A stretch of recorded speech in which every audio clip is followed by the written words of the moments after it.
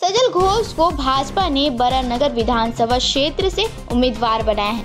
आप देख रहे हैं द लोकल जर्नलिस्ट। और जैसे ही उनके नाम की घोषणा हुई, वे बरानगर पहुंचे। उन्हें अपना कार्यकर्ताओं और समर्थकों से मुलाकात की। वे फूल माला स्वीकार नहीं करना चाहते थे। उन्होंने साफ तौर पर कहा कि जिस दिन चुनाव के नतीजे आएंगे उस दिन वह माला पहनेंगे। बीजेपी प्रत्याशी और प्रसाद सजल घोष के साथ उनके बेटे समेत पूरा परिवार शामिल हो गया।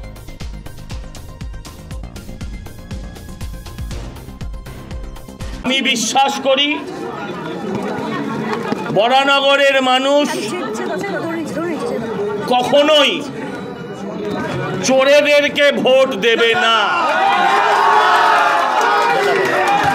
আমি বিশ্বাস করি যারা পুরো দুর্নীতিতে যুক্ত, যারা শিক্ষা দুর্নীতিতে যুক্ত, যারা গরু কয়লা কিছুই ছাড়িনি, যারা আপনার রেশন খেয়েছে, যারা সন্দেশখালীর মা বোনেদের ইজ্জতের সঙ্গে খেলেছে, যারা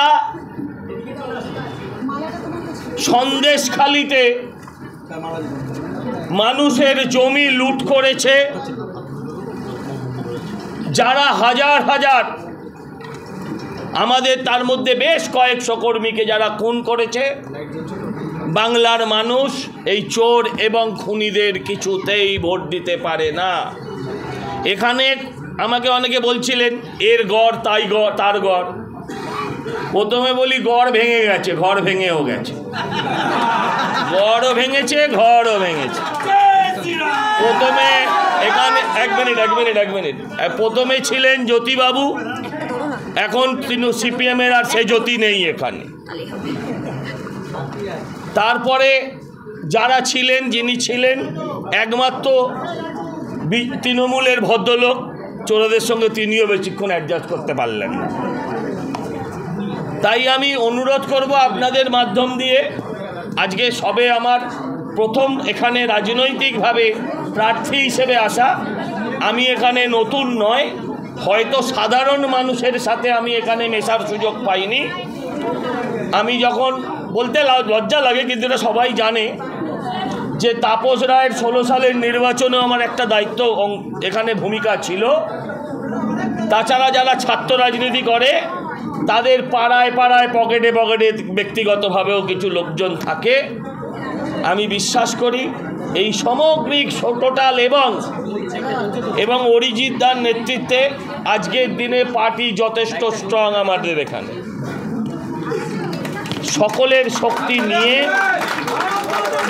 আমরা বিশ্বাস করি যে আমি একটা সুযোগ পাবো, আমি নয় আমরা একটা সুযোগ পাবো। আপনাদের মাধ্যমে হাত জোর করে মানুষের কাছে, এই অঞ্চলের মায়েদের কাছে, বোনেদের কাছে প্রার্থনা করছি, মাগো 2 বছর সময় দাও, 2 বছর। এই ভোট তো 2 বছরের। এ ভোট যে রিটায়ার হবে সে পেনশনও পাবে না, ওতে পাওয়ার বিরাট কিছু নেই, সম্মান ছাড়া, ভালোবাসা ছাড়া। আমিও বিরাট কিছু সিঙ্গুর নন্দীগ্রাম দিতে পারবো না, উড়ালপুল পাতাল রেল দিতে পারবো না, বরানগরের বন্ধ কলকারখানা থাকলে হাসপাতাল যেটা আছে সেটা নিয়ে লড়াই করব, খোলার চেষ্টা করব।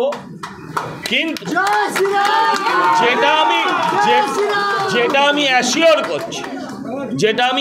করছি মানুষের ওপর যে অত্যাচার, বিজেপি কর্মীদের ওপর যে হামলা, জোর করে ভোট লুট, আমার শরীরে নিন, ভালো করে নোট করুন, আমার শরীরে রক্ত থাকতে এটা হতে দেব না। আমি অনুরোধ করব মায়েদের কাছে, একটা পাড়ার ছেলে যেমন থাকে আমি সেরকম একটা ছেলে হয়ে থাকব, যাকে 24 ঘন্টা ফোনে পাবেন, যাকে আপনি রোজ আপনার গলিতে ঘুরবে এমন নয়, কিন্তু আপনি জানবেন প্রতিদিনই সে পাড়ায় নয়, সে পাড়ায় আছে। রাজনীতি না করলেও আমার সংসার চলবে, রাজনীতি করে সংসার আমার চালাতে হয় না। ফলে আমি একজন 24 ঘন্টার পলিটিশিয়ান, আপনারা আমায় 24 ঘন্টা পাবেন, এটুকু আমি বলতে পারি। বহু ভোট ব্যর্থ হয়েছে। কখনো আমরা যাকে দিয়েছি সে জেতিনি, আবার যাকে দিয়েছি সে কথা রাখিনি জিতে, এরা অনেক হয়েছে। আপনি মনে করবেন আরেকবার ব্যর্থ হলেও হতে পারে। 2 বছরের জন্য সুযোগ চাইছি। যদি আপনাদের পাড়ার ছেলে, আপনাদের ঘরের ছেলে, আপনাদের অঞ্চলের ছেলে হিসেবে নিজেকে প্রতিষ্ঠিত না করতে পারি, সুখের সময় দূরে থাকলেও দুঃখের সময় কাছে থাকবো এই কথা দিয়ে যদি আপনারা তাও একটা বার সুযোগ দিন, 2 বছরের জন্য সুযোগ দিন। যদি কথা না রাখতে পারি 2 বছর বাদে তো ডাস্টবিন আছেই, ফেলে দেবেন আমায়। 2 বছর আপনাদের কাছে যখন এরাম চিহ্ন দেখাবো তখন ভাববেন না আমি ভিক্ষি দেখাচ্ছি, জানবেন 2 বছর ভিক্ষে চাইছি। আবার বলছি, ভিক্ষে নয়, চাইছি ঋণ। 2 বছর বিজেপিকেও দিন। ভিক্ষে নয়, চাইছি ঋণ। ভিক্ষে নয়, চাইছি ঋণ।